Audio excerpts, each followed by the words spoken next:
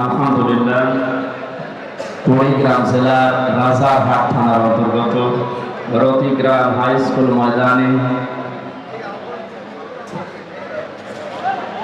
আহ্বানের পঞ্চমতম ঐতিহাসিক তাফসীরুল কোরআন মাহফিলের স্বনামধন্য সভাপতি, অত্র এলাকার সর্বজন শ্রদ্ধাভাজন ব্যক্তিত্ব জনাব হাবিবুল্লাহ সিদ্দিকী পীরজাদা আতাল্লাহু আমরাহু ওয়া বারাকাল্লাহু ফি হায়াতি, বলেন আমিন। মাহফিলের প্রধান অতিথি মাননীয় জাতীয় সংসদ সদস্য জনাব ডাক্তার মোহাম্মদ হামিদুল হক খন্দকার, সম্মানিত অতিথি জনাব মোহাম্মদ আনামা ওবায়দুর রহমান, চেয়ারম্যান জেলা পরিষদ কুড়িগ্রাম, অন্যান্য অতিথিবৃন্দ, এতক্ষণ যারা কোরআনে কারিম থেকে আলোচনা রাখলেন কুড়িগ্রামের কৃতি সন্তান, ইসলামিক চিন্তাবিদ, শিক্ষাবিদ জনাব মাওলানা সিরাজুল ইসলাম ফারুকী, ডক্টর মোহাম্মদ শাহজালাল,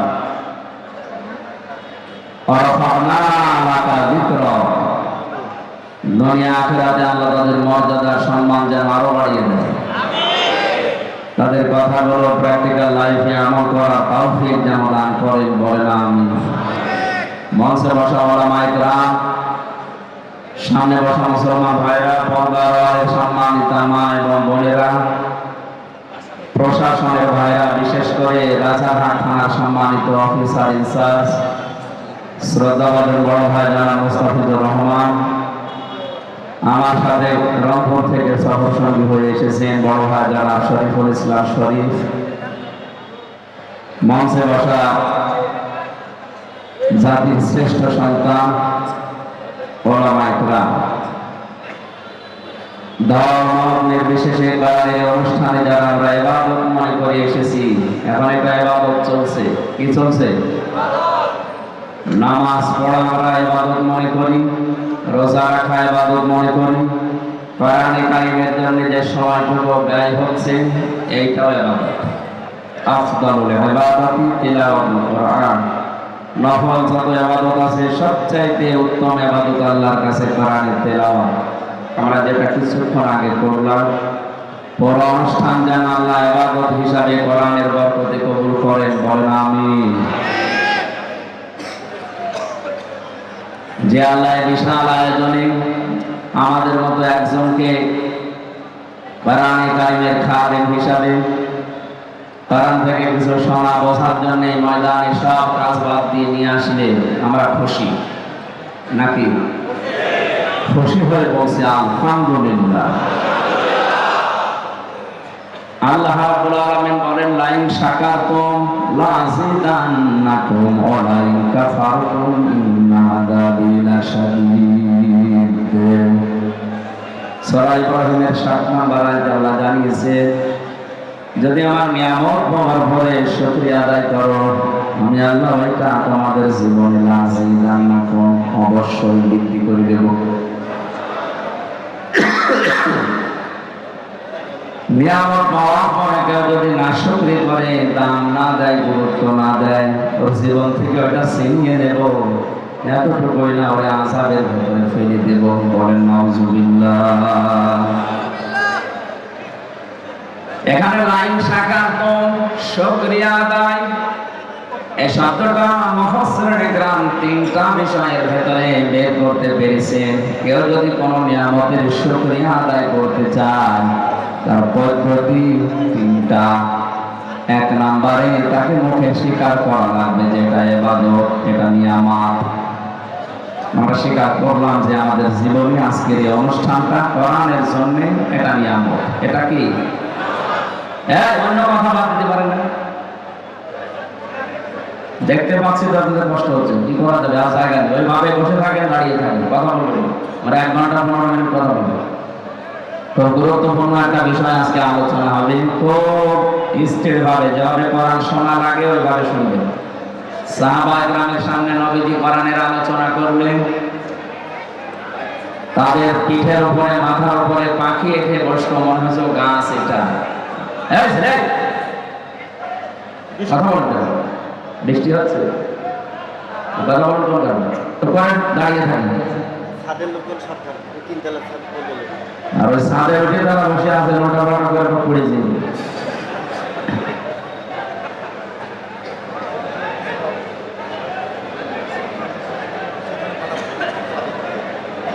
কোরআনের এই সমস্ত অনুষ্ঠানগুলোকে আমি ক্লাস মনে করি, এটা একটা ক্লাস চলছে। ক্লাসে এসে যদি আপনি কিছু নিয়ে যেতে না পারেন, 1-1.5 ঘন্টা ক্লাসে এসে আপনার তো পড়ার সময়টা লস হয়ে যাবে। আর আমরা জানি এটা সাধারণ কোনো অনুষ্ঠান না, এটা পৃথিবীর শ্রেষ্ঠ অনুষ্ঠান কোরআনের কারণে। কিসের কারণে? কোরআন যদি এখানে না থাকতো, আসল আমির হামজা হোক আর নকল হোক, আসতেন না। আমরা এসেছি কোরআনের জন্য। কিসের জন্য বলো তো? শুকরিয়া আদায়ের প্রথম মাধ্যম হচ্ছে মুখ দিয়ে স্বীকার করা আছে, হ্যাঁ এটা আমার জীবনে নিয়ামত। আমরা জানি বিশ্বনবীকে আল্লাহ পাঠিয়েছিলেন মক্কাতে, কিন্তু কিয়ামত পর্যন্ত তাকে রেখে দিয়েছেন মদিনাতে। মক্কার লোকেরা এই নিয়ামতের শুকরিয়া আদায় করতে পারে না, কদর করে না। যারা কদর করেছিল, কিয়ামত পর্যন্ত আল্লাহ তাদের কাছে নবীকে রেখে দিয়েছেন মদিনায়। হজের যে সমস্ত কাজ আছে, আমি যে কয়েকদিন আগে আসলাম, আমরা হজ করি, হজের কাজগুলো সব মক্কায় শেষ হয়ে যায়, মদিনায় যাওয়া লাগে না। দুনিয়ার মানুষেরা মক্কার কাজ শেষ করার পরে তাড়াতাড়ি করে মদিনাতে 2 দিন 3 দিন 5 দিন 10 দিন অন্তত থাকে, অন্তত 40 ওয়াক্ত নামাজ মসজিদে নববীতে জামাতে পড়ার জন্য ছুটে যায়। ওখানে না গেলে হজ হবে না, বিষয়টা এমন না। তারপরও আমরা যাই কেন? কারণ পৃথিবীর শ্রেষ্ঠ মানুষ ওখানে ঘুমিয়ে আছে। মদিনার মানুষেরা যে নিয়ামতের শুকরিয়া আদায় করে, তারা কি লস করেছে?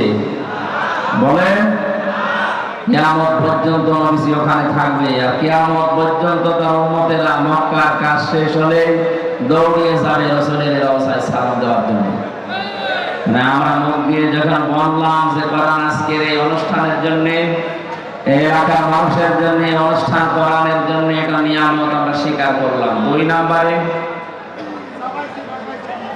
আপনার মনের ভেতরে একটা অসামান্য শান্তি আল্লাহ দান করবেন। এটা পাচ্ছেন তো? না, আমরা গন্ডগোল করছি, একটু করুক, পরে যখন গন্ডগোল শেষ হবে আপনাদের 10 মিনিট সময় দেব, দেখে বাড়ি যাবে। একটা চিল্লানি দিলে আপনি এইদিকে না ঘুরে ওই দিকে তাকাচ্ছেন, ওই জন্য বলছে 10 মিনিট সময় দেবো, ওই চিল্লানি দেখে বাড়ি যাবে। বলছে ইনশাআল্লাহ। পরে গ্রাম অঞ্চলের মানুষগুলো এত সহজ সরল, এই বিড়ি খাওয়া ছাড়া কিছুই যায় না। বলছে ঠিক, সহজ সরল, এটা ভালো। কারণ সহজ সরল মানুষকে আল্লাহ জান্নাতে দেবে। 2 নম্বরে আমরা জানি, নবীজি জানিয়েছেন, ধনীদের চাইতে গরিব মানুষকে আল্লাহ 500 বছর আগে জান্নাতে পাঠাবে। আর সারা বাংলাদেশের ভেতরে সব চাইতে গরিব মানুষ বেশি রংপুর। রংপুর বিভাগের মানুষেরা গরিব, যেহেতু নবীর হাদিস অনুযায়ী চট্টগ্রাম, সিলেট, ঢাকা বিভাগের মানুষের চাইতে আপনারা 500 বছর আগে জান্নাত পাবেন। এবার বলবেন ঠিক আছে ভাই, আপনার আমি পায়ে ধরে বলছি, আপনি কথা বলেন না, এমনি উল্টো পাল্টা যা করেন কথা বলেন না। নিয়ামত আদায়, শুকরিয়া আদায়ের দ্বিতীয় মাধ্যম শর্ত বা পদ্ধতি হচ্ছে আপনার মনের ভেতরে একটা অজানা অনির্বচন সুখ আপনি পাবেন। অনির্বচন সুখ কাকে বলে? কোরআন কারীম জানিয়েছে, আফিদ লাহুমা জানাহা যুল্লি মিনার রাহমাহ ওয়া কুর রাব্বিরহামহুমা কামা রাব্বায়ানি সাগীরা। যারা আলেম আছেন, তাফসীর পড়েন, তাদেরকে বলছে আল্লাহ পাক বলেন আফিদ, খাফজুন মানে ডাউন করা, এরপর ফল করে দেওয়া। তাম পৃথিবীর সন্তানদেরকে আল্লাহ জানিয়েছেন, পৃথিবীর সন্তানেরা তোমার মা বাবার জন্য তোমার ডানা যে ছায়া হয়, ডানার এই ছায়াটা ডাউন করার পরে ফল করে দিবা। আমরা দেখি মানুষের কোনো ডানা নেই, মানুষের আছে বাহু, হাত। আল্লাহ ইয়াদুন দিতে পারতেন, রবুদা দিতে পারতেন। এই শব্দগুলো আল্লাহ কোরআনে না দিয়ে এখানে জানাপন দিয়েছেন যে তোমার ডানা জিন্দন মানে ছায়া বা নম্রতা। তোর ডানার যে ছায়া হয় এভাবে ডানা ধরবে না, যে নিচে একটা ছায়া পড়ছে। আল্লাহ এই ছায়াকে উদাহরণ হিসাবে আমাদের সাথে সেট করেছেন। তোমার হাতের যে ছায়া আছে ডানার, এই ছায়াটা মা বাবার উপরে এভাবে ডাউন করবা, এরপরে ফল করে দিবা। জ্ঞানী মানুষদেরকে আমি লক্ষ্য করার জন্য বলছি, আল্লাহর উদাহরণটা দেখেন কি একটা চমৎকার উদাহরণ আল্লাহ আমাদের সাথে সেট করলেন। আমাদের যেহেতু ডানা নেই, ডানা আছে পাখির, আল্লাহ পাখির ডানা হাওলাত করে আমাদের লাগিয়ে দিলেন। কেন? কারণ আমাদের এই ডানার ভেতরে নরম কিছু নেই, সবই শক্ত। আল্লাহ হেলিকপ্টারের ডানা, এরোপ্লেনের ডানা, এই ডানাগুলো লাগাতে পারতেন, পাখির ডানা দিলেন কেন? কারণ হেলিকপ্টারের ডানা ডাউন হয় কিন্তু ফল হয় না, ফল হলে আর উঠবে না। আর আমাদের ডানার ভেতরে নরম সেরকম কিছু নেই। আল্লাহ পাখির ডানা দিয়েছেন এই কারণে, কারণ এর ভেতরে কিছু বর আছে, পামর গাছ। এত সফট, এত নরম, এত কোমল, এত মার্জিত, একটার সাথে আরেকটা যখন লেগে যায়, পাখির এই বাচ্চাগুলো নিচে যখন আশ্রয় নেয়, যখন একটা কিচির মিচির আওয়াজ দেয়, বাংলা ভাষায় একে বলা হয় অনির্বচন আনন্দ। কুড়িগ্রামবাসী এই আলোচনাগুলো আমি সেমিনারে করি, এ কথাগুলো আপনাদের বুঝে আসছে কিনা আমি জানি না। তাকানকে উদাহরণ আল্লাহ দিয়েছেন, বাচ্চাগুলোর এই কিচির মিচির আওয়াজকে বাংলা ভাষাবিদ তারা বলেছেন এটা অনির্বচন আনন্দ বা সুখ। পাখির এই বাচ্চাগুলো, মুরগির এই বাচ্চাগুলো মায়ের এই ডানার নিচে এই সফট, নরম, কোমল, মোলায়েম এই পাখার নিয়ে আশ্রয় নিয়ে এটাই জানাতে চাই, মা আমাদের উপরে যত আক্রমণ হোক পৃথিবীর কেউ আমাদেরকে আর দেখতে পাবে না, আমরা নিরাপদে আছি। এই জন্য এই আওয়াজটা আমরা দিলাম, আমরা আনন্দে আছি। আল্লাহ পাক মানুষকে জানাতে চেয়েছে, হামজা তোর মা বাবা যতদিন দুনিয়ায় বেঁচে থাকে তারা যেন মনে করে আমার হামজা থাকতে অন্তত আমাদের আর কোনো চিন্তা নেই। কুড়িগ্রামবাসী, আমার মা বাবা, আপনাদের মা বাবা কি এটা এখন মনে করতে পারছে? বলো না, পারছে না। কয়েকদিন আগে 6 ভাই বোন মিলে বাবার জমি জায়গা সব লিখে নিয়ে বাবাকে রাস্তায় ছেড়ে দিয়েছে। যা আল্লাহকে বললেন তোর মা বাবা যেন মনে করে যে হামজা থাকবে অন্তত এ সিরাজ থাকতে আমার আর যেন কোনো চিন্তা ভাবনা করা না লাগে। 6টা ভাই বোন, সব ভাইয়ের ব্রিগেডে, সব অনার্স মাস্টার্স করা, অথচ বাবার সম্পদগুলো সব নিজের নামে লিখে নিয়ে বাবাকে 95 বছর বয়সে রাস্তায় ফেলে দিয়েছে। যা আপনার দরকার নেই। আমি আমার অনির্বচন শোক এই শব্দটা বোঝানোর জন্য কোরআনের আয়াতটা পড়েছিলাম। আপনি নিয়ামতের শুকরিয়া আদায় যদি করতে চান, এটা ফি জিলালিল কোরআনে সাইয়্যিদ কুতুব লিখেছেন, আপনার মনের ভেতরে একটা অজানা শোক আমার আল্লাহ নিজের পক্ষ থেকে দান করবেন। আপনি মনের অজান্তে দেখবেন চোখ দিয়ে পানি পড়ছে। ওয়াইদা সামিউ মা উনজিলা ইলা রাসূলি তারা আ'য়ুনাহুম তাফিদু মিনাদ দাম'i মিম্মা আরাফু মিনাল হক ইয়াকুলুনা রাব্বানা আমান্না ফাকতুবনা মা'আশ শাহিদিন। সূরা মাইদা 7 নাম্বার পারার 1ম নাম্বার পৃষ্ঠার 1ম নাম্বার লাইনের 83 নাম্বার আয়াতটা, এটা তাফসীরে ফাক্কানিতে আছে। আল্লাহ পাক বলেন, নবী আপনি যখন আমার উম্মত, আমার জনগণের সামনে, আমার বান্দাদের সামনে কোরআন তেলাওয়াত করবেন, এই কোরআন বোঝার মতো যাদের অনুধাবন করার মতো শক্তি আছে, যোগ্যতা আছে, এর মর্মবাণীগুলো তারা বুঝবে, আপনি দেখবেন তাদের চোখ দিয়ে মনের অজান্তে পানি পড়ছে। কোরআনের আলোচনা শুনে সবার চোখে পানি আসবে না এমনটা না। এর মর্ম এগুলো বুঝতে পারেন যে আমার মালিক বলতে চাই কি আর আমি করি কি। আপনার বিবেকে যখন নাড়া দেবে কখন যে আপনি কাঁদতেছেন আপনি নিজেও জানবেন না।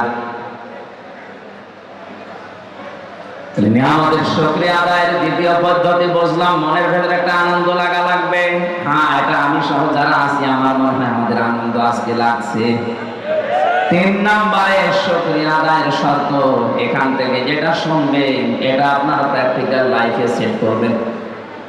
এই 3টা শর্ত যারা মেনে নেয় তারা যেন আল্লাহর নিয়ামতের শুকরিয়া আদায় করে, তাহলে আল্লাহ তার জীবনে এরকম নিয়ামত আরো বৃদ্ধি করে দিবে। বলেন আলহামদুলিল্লাহ। আর যদি এই 3টার একটা পাওয়া না যায়, ওয়ালাইন কাফারতুম ইন্না আযাবি লাশাদীদ। আল্লাহ নাম না দিলেও পারতেন, ইন্না না দিলেও পারতেন, 2টা গ্যারান্টি দিয়েছেন, তাকিদ দিয়েছেন। সত্যি যদি এই 3টা পদ্ধতিতে কেউ নিয়ামতের শুকরিয়া আদায় না করে, ওর জীবন থেকে জীবনের মতো ওটা আল্লাহ কেড়ে নেবে, রাজাদের ভেতরে আল্লাহ ফেলে দেবে। তামাম বাংলাদেশ এখন গরম না ঠান্ডা, রহমত না গজব? রাজাদের ভেতরে এমনি আল্লাহ ফেলে নাই। আমাদের যে আচরণ ছিল আল্লাহর নিয়ামতের সাথে, আচরণ আমরা করতে পারি নাই। ইন্নাল্লাযী লাইসা ফী জাওফিহি শাইউন মিনাল কুরআনি কাল বাইতিল খারিম। নবীজি বলেন যে অন্তরে কোরআন নেই, কোরআনের জ্ঞান নেই, আলো নেই, ওটা মানুষের অন্তর না, ওটা ওঝার গৃহ, শয়তানের ঘর। বলেন নাউযুবিল্লাহ। ওই গ্রামবাসী আমাদের অন্তর যেন শয়তানের ঘর হয়ে না যায়, ওঝার গৃহ হয়ে না যায়, মানব শূন্যহীন হয়ে না যায়, মনুষ্যত্ব যেন আমরা হারিয়ে না ফেলি। এই জন্য আহ্বান, এই সংগঠন 1 বছর পরে আমাদেরকে কোরআন ভেতরে দেওয়ার জন্য ব্যবস্থা করেছে। নাকি ওনাদের অন্য উদ্দেশ্য আছে? নেই। কোরআনে কারিম অন্তত কিছু না কিছু হলে আমার অন্তরে যেন থাকে। আজকের আলোচনা থেকে আমরা যেন অন্তত কোরআন থেকে কিছু নিয়ে বাড়ি যেতে পারি। আল্লাহ তুমি আমাদের তৌফিক ভিক্ষা দাও। বলেন আমিন। দরুদ আর সালাম পড়ছি আমাদের নবী মুহাম্মদ রাসূলুল্লাহ সাল্লাল্লাহু আলাইহি ওয়াসাল্লাম। আজকে তেলাওয়াত করেছি সূরা কাসাস ৭৬ ৭৭ দুইটা আয়াত। আমরা তাফসীরুল কোরআন মাহফিল লেখা পেয়েছি, এজন্য তাফসীর আকারে কথা বলবো ইনশাআল্লাহ। জবান খুলে কোরআনের আয়াত শয়তান যেন আশপাশে না থাকে সেই নিয়ত করে পড়ে। কারণ পৃথিবীর কোনো ইবাদত করার আগে আউযু বিল্লাহ পড়া লাগবে, শয়তান থেকে আশ্রয় চাওয়া লাগবে, এমন কোনো নিয়ম আমি পাই না। শুধু কোরআন পড়ার আগে মাস্ট বি আউযু বিল্লাহ পড়াই লাগবে। এটা তো আমি বানালাম নাকি? হ্যাঁ, রংপুরবাসী আল্লাহ পাক কেন কোরআনে কারীম পড়ার আগে আউযু বিল্লাহ পড়তে বলেছেন? আমি তাফসীরে আয়াতে দেখেছি, নামাজ পড়তে গেলে আপনি আউযু বিল্লাহ পড়েননি, আপনার নামাজ হবে না। হ্যাঁ, অসুবিধা। রোজা রাখার আগে আউযু বিল্লাহ পড়েননি, আপনার রোজা হবে না। হজ করতে যাবেন, আউযু বিল্লাহ পড়েননি, আপনার হজ হবে না। পৃথিবীর কোন ইবাদতের আগে আউযু বিল্লাহ পড়া লাগবে, এটা মাস্ট বি নেই। কোরআন পড়ার আগে আউযু বিল্লাহ পড়াই লাগবে, না পড়লে আপনার গুনাহ হবে, ওয়াজিব তরফ পড়া। আল্লাহ এই জন্য পড়তে জানিয়েছে। আল্লাহ ভালোভাবে জানেন পৃথিবীর কোন ইবাদতে শয়তান আমার বান্দাদের এত ধোঁকা দেবে না। কোরআনের কাছে আসতে গেলে যত ধোঁকা খাবে, কোরআন পড়ার আগে যেন শয়তান আপনাকে ধোঁকা দিয়ে বোকা বানাতে না পারে। জবান খুলে পড়েন আউযু বিল্লাহি মিনাশ শাইতানির বিসমিল্লাহির রহমানির রহিম।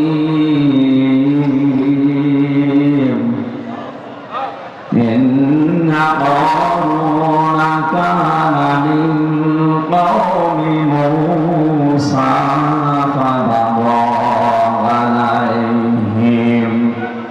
সাদাকাল্লাহু আযীম। এই পর্যন্ত থাক।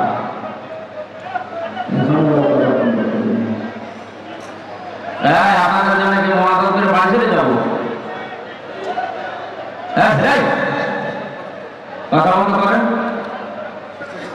ভাইরা কই গো, এত পুলিশ দেখলাম। আপনি একটু অস্ত্র উঁচু করেন তো ভাই। ভাই এই যে একটু মাথায় দেওয়া ভাই, কি আপনার কি হয়েছে? ওখানে বসেন। যে আমাদের কষ্ট বেশি হয়, আমাদের সাপ বেশি হয়। আপনি দেখতে পাচ্ছেন তো কষ্ট হচ্ছে, কথা বলবেন না। সহজ সরল বলে এত সহজ সরল একটা সমস্যা।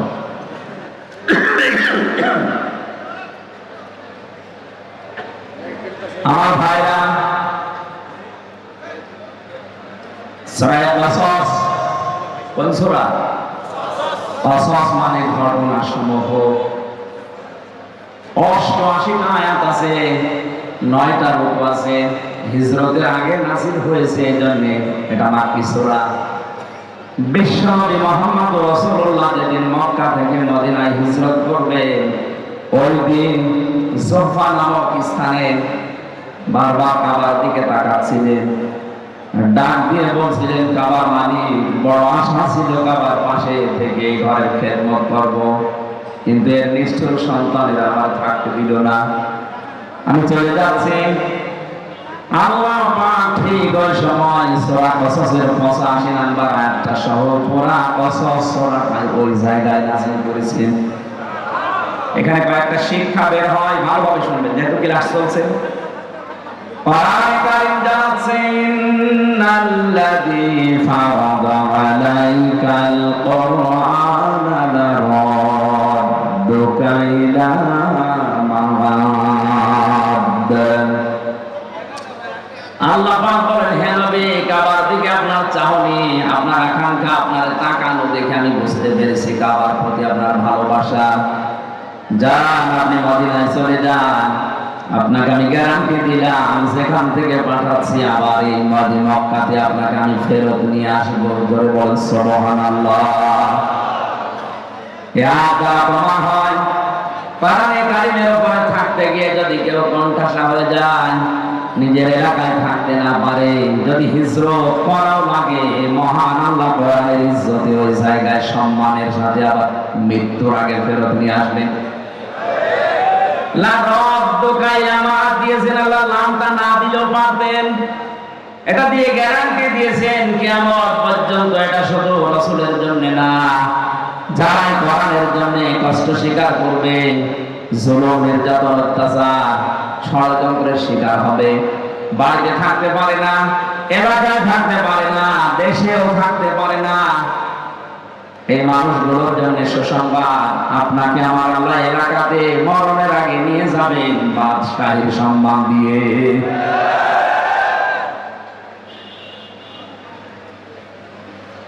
এই আয়াতগুলো নাযিল হওয়ার কারণে আমি 8টা পেয়েছি। তাফসীরে ফি জিলালুল কোরআনে 8টা ভাগে সূরা কাসাসকে ভাগ করেছেন মুফাসসির। আমরা যেখান থেকে পড়েছি এখানে মাত্র একটা ইঙ্গিত দেওয়া আছে শুধু।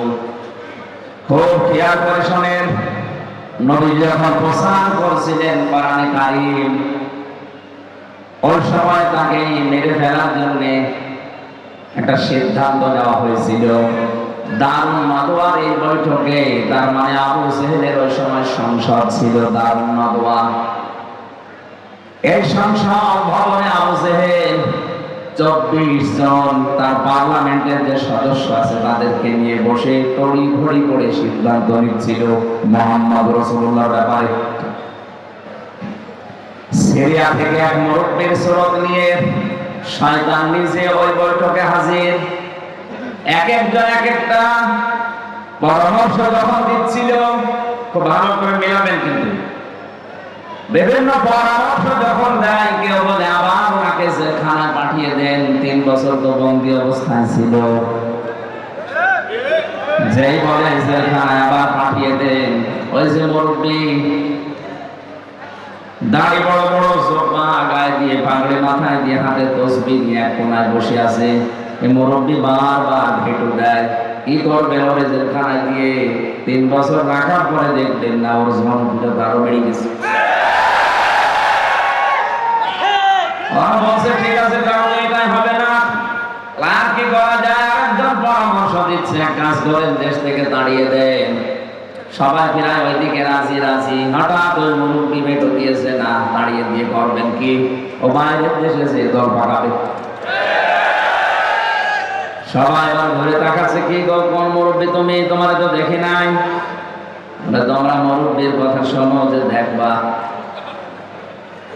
পরিচয় দেয়নি, কারণ এই শয়তান পৃথিবীতে দুইবার মানুষের সুরত নিয়ে আবু জেহেলকে ধোঁকা দিয়েছিল। একবার বদরের ময়দানে সুরাকার সুরত দিয়ে ধোঁকা দিয়েছিল যে চিন্তা নেই আমি এসে গেছি। আর একবার এই যে আদম দারুন নদওয়ার বৈঠকে এসে ধোঁকা দিচ্ছে। ডাক দিয়ে বলেন, মুরব্বির কথা যদি তোমরা মেনে নিতে পারো আমি একটা পরামর্শ দিতে পারি। সবাই ঘুরে তাকিয়েছে, হ্যাঁ বলেন। আমার মনে হয় পৃথিবীতে এখনো এরকম মুরব্বির স্রোত নিয়ে অনেকেই ধোঁকা দিচ্ছে।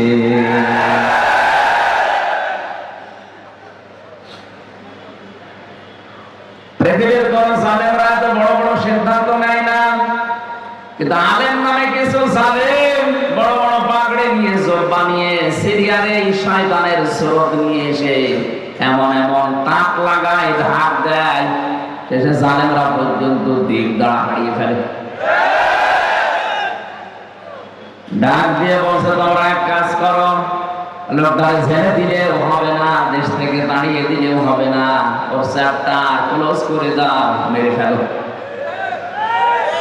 এখানে আমার ইবনে হিশাম বর্ণনা করছেন, সিরাত ইবনে হিশাম যিনি লিখেছেন তিনি বলেন যে 24 জন যারা বড় বড় নেতা, পার্লামেন্ট সদস্য এই মুরব্বির কথা শোনার পরে কেউ প্রতিবাদ করে নাই, সবাই নিশ্চুপ। কি বুঝলেন এখান থেকে আপনি বলেন? একটা নিরপরাধ মানুষকে মেরে ফেলার জন্য সিদ্ধান্ত দেওয়া হচ্ছে, অথচ একটা লোক কথা বলছে না। 1500 বছর আগে শুধু এরকম হয়েছিল, 1500 বছর পরে এখন পৃথিবীতে এরকম হয় না। এটা আমি এক দেশের কথা, পৃথিবীর 228টা রাষ্ট্র আছে, যে কোনো এক দেশের কথা বলছি। এমনও দেশ আছে বিনা কারণে একজন মানুষকে মেরে ফেলার সিদ্ধান্ত নেওয়া হচ্ছে, অথচ তাম দেশের মানুষ সব নিশ্চুপ, কিছু বলে না। আপনি আবার ঠিক বলে দেশের নাম মনে করি, আমি বলছি কোন দেশের নাম আমি নিজেও জানি না। বলে 24 জন মানুষ নিরপরাধ মানুষকে মেরে ফেলার জন্য একজন সিদ্ধান্ত দিল, সব নিশ্চুপ। এরা কি মানুষ না জানোয়ার?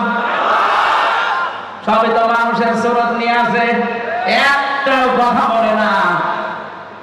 আমারও মনে হয় মাঝে মাঝে পৃথিবীটা কেমন যেন হয়ে গেল, বিনা কারণে একজনকে বিপদে ফেলে দেয়, বিনা কারণে একজনের জীবন নাশ হয়ে যায়, গুম হয়ে যায়, আর সারা দেশের মানুষ না করে তাকিয়ে কিচ্ছু বলে না। বিশ্ব নবীকে হত্যার জন্য আবু জেহেল সর্বশেষ ঘোষণা দিল 100 লাল উট দেওয়া হবে। ওই জায়গা থেকে দাঁড়িয়েছে একজন, তার নাম ওমর। এই লোকটা দাঁড়িয়ে বলে 100 লাল উট, আমি যাচ্ছি। খোলা দরবার নিয়ে যাচ্ছিল। আমি ইতিহাস বলার জন্য এখানে বসি না, ঐতিহাসিক প্রেক্ষাপটটা বললাম। শেষ পর্যন্ত নিজে মুসলমান হয়ে গেছে। বাকি যে 24 জন ওখানে বসেছিল, ওইজন মুরব্বী এবার সিদ্ধান্ত নিয়েছে, যাকে পাঠাবে সে তো ফেল করেছে, কাজ করো, ওভাবে হবে না। এই 24 জনের ভেতর থেকে এক একজন গোত্র থেকে, এক একজনের বংশ থেকে এক একজন যুবককে রেডি করো, সবাইকে পাঠিয়ে দাও মোহাম্মদের ঘরে আজ রাতের বেলা। 24 জন মিলে মারবে, তাহলে কেউ কারো উপরে দোষ চাপাতে পারবে না। পৃথিবীতে ইমানদারদের বিপদে ফেলার জন্য শয়তানের স্রোত নিয়ে অনেকে বিভিন্ন জায়গায় বসে বসে ধোঁকা দিয়ে বোকা বানিয়ে অনেক আলেমকে জেলখানায় পর্যন্ত পাঠাচ্ছে। যারা দায়িত্বে আছে ওদের অত দায় পড়ে না যে আমির হামজাকে 3 বছর জেলে রাখা লাগবে না। এর মতো কিছু মৌলবী বিশাল সোফা গায়ে দিয়ে যে কানের কাছে মুখ নিয়ে বলে আপনার কত আটকে রাখতে পারেন না, বেশি বলে ফেললাম। শেষ পর্যন্ত ওরা 24 জন মিলে রাসূলুল্লাহর ঘরের চারিদিকে দাঁড়িয়ে আছে। প্রতিটি কথা থেকে আপনি দেখবেন একটা একটা করে শিক্ষা আমি নিয়ে আসবো ইনশাআল্লাহ। চারিদিকে ওরা দাঁড়িয়ে আছে, মুহাম্মদুর রাসূলুল্লাহ। জিবরাইল এসে বলে, হে রাসূল, আপনার চারিদিকে ওরা দাঁড়িয়ে আছে খোলা দরবার নিয়ে, আপনি ওঠেন, সূরা ইয়াসিনের কয়েকটা আয়াত তেলাওয়াত করে এক মুষ্টি বালু হাতে নেন, সামনের দিকে শুধু ফিকে মারেন, বাকি যা করার আল্লাহর কুদরত করবে। নবীজি সূরা ইয়াসিনের আয়াত তেলাওয়াত করলেন, ইন্না জামালনা ফি আনাকিহিম আগলালান ফাহিয়া ইলাল আযকামি ফাহুম মুকমাহুন ওয়া জামালনা মিন বাইনি আইদিহিম সাদদাও ওয়া মিন খালফিহিম সাদদান ফাআগশাইনাহুম ফাহুম লা ইউবসিরুন। বলেন আল্লাহু আকবার। শুধু সামনের দিকে ফিকে মেরেছিলেন, চারিদিকে কাফেরদের চোখে পৌঁছিয়ে দিয়েছে আমার আল্লাহর কুদরত। ওই আল্লাহর কুদরত এখনো দুনিয়ায় আছে না নেই? নবীজি নিজের জামাই হযরত আলীকে ডাক দিলেন, বললেন, এই যে টোপলা বাঁধা আছে ছোট ছোট করে, যারা আমাকে হত্যার জন্য এসেছে ওদের এই টোপলাগুলো আমানত।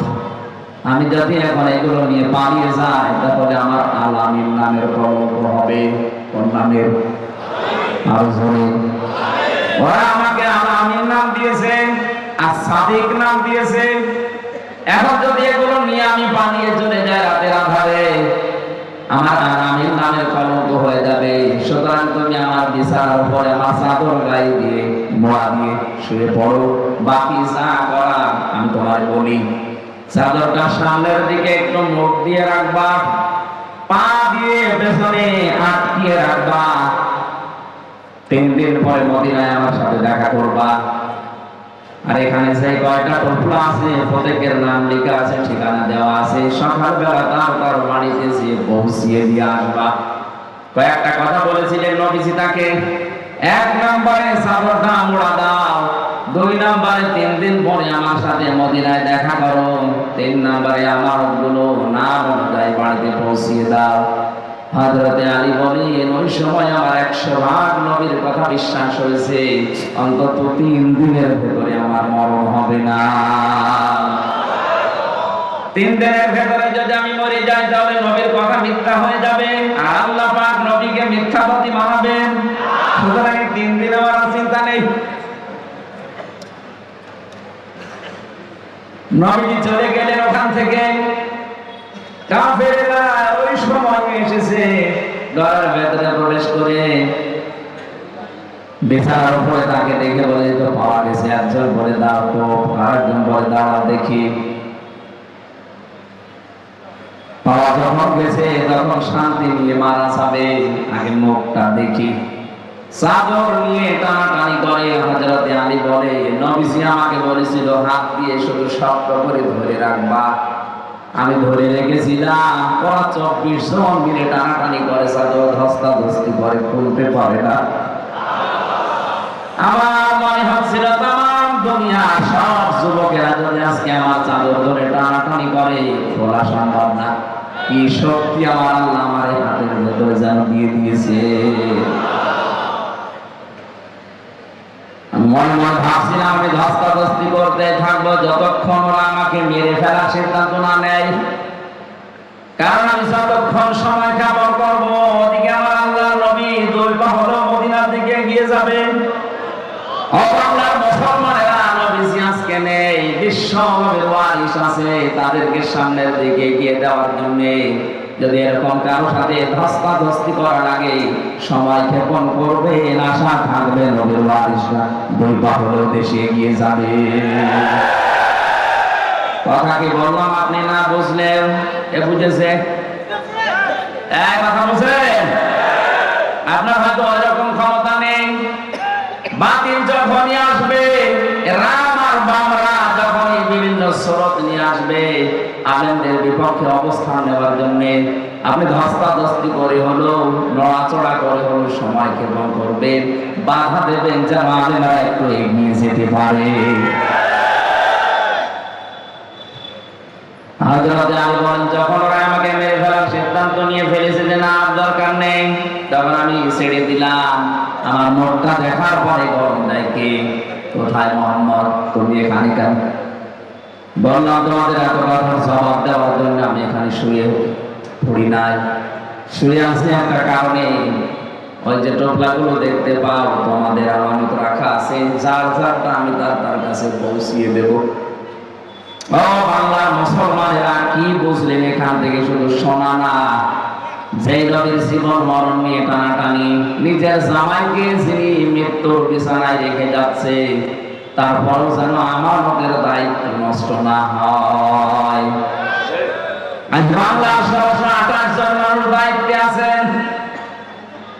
প্রায় মাফিরে কসম করে বলতে পারি, এই ১৬২৮ জন মানুষ যদি হযরতে আলীর অনুভূতি নিয়ে আপনি দায়িত্ব পালন করেন, আল্লাহর কসম এ দেশটা একটা মিনি জান্নাত হয়ে যাবে।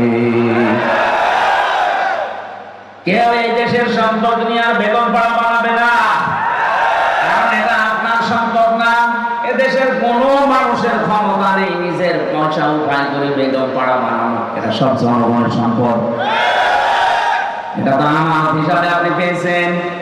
আমানতের দায়িত্বটা যদি আপনি পালন করতে পারতেন, সত্যি কথা বলছি, কারোর জন্য ব্যাংকের টাকা কেউ ফ্রিজে রেখে দেয়, কেউ বালিশের ভেতরে রেখে দেয়।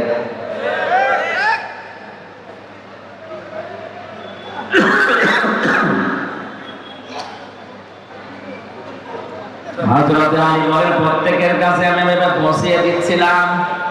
আমার মনে দৃঢ় বিশ্বাসে যে আমি ৩ দিনের ভেতরে আমার কোনো মরণ হবে না। বিশ্ব নবীর কথা আমার মদিনায় সাক্ষাৎ করাই লাগবে, এ সুযোগ আল্লাহ আমারে দেবেন। নবীজি ওখান থেকে বের হয়ে আবু বকরের বাড়িতে ডাক দিলেন, আসসালামু আলাইকুম ইয়া আবু বকর। সঙ্গে সঙ্গে ভেতর থেকে জবাব দিয়েছে, লাব্বাইক ওয়া সাদাইক ইয়া রাসূলুল্লাহ। নবীজি বলেন, আবু বকর, আমি তো খুব জোরে ডাক দেই না, মৃদু স্বরে একটা আওয়াজ দিলাম, তুমি জলদি করে দরজা করে দিলে, গভীর রজনীতে ঘুমাওনি। সিদ্দিক আকবর বলে, হে রাসূল, শুধু আজকের রাতটা না, ৬ মাস আগে আপনি আমাকে একটা ইঙ্গিত দিয়েছিলেন। দেখতে দেখতে সবাই তো চলে গেল আবু বকর, কোন দিন জানি আমার হিজরত করা লাগে, যদি আমি হিজরত করি তোমার সাথে নিতে পারি। আপনি বলেন না যে নেব, শুধু পারি বলেছিলেন। ওই দিন থেকে শুরু করে আমি 2টা বিষয় লক্ষ্য করে রেখেছি। 2টা উট আমি কিনে এক ইহুদির কাছে লালন পালন করতে দিয়েছি। 2 নাম্বার, ওই দিন আমি নিজে আমার টোপলা বেঁধে দরজার সাথে পেট লাগিয়ে আছি, কখন আল্লাহর নবী আমার একটা ডাক দেয়। 6টা মাস আমি ঘুমিয়েছি শুধু হেলান দিয়ে দরজার সাথে। বাংলার মুসলমানেরা, আমাদেরও তো নবীর আদর্শ মানতে গিয়ে এরকমই কষ্ট স্বীকার করা লাগছে।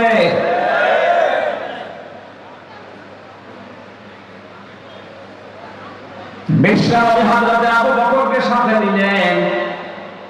বাড়ি থেকে যেদিকে যাওয়ার কথা ওই দিকে না দিয়ে উল্টা দিকে আরম্ভ করলেন।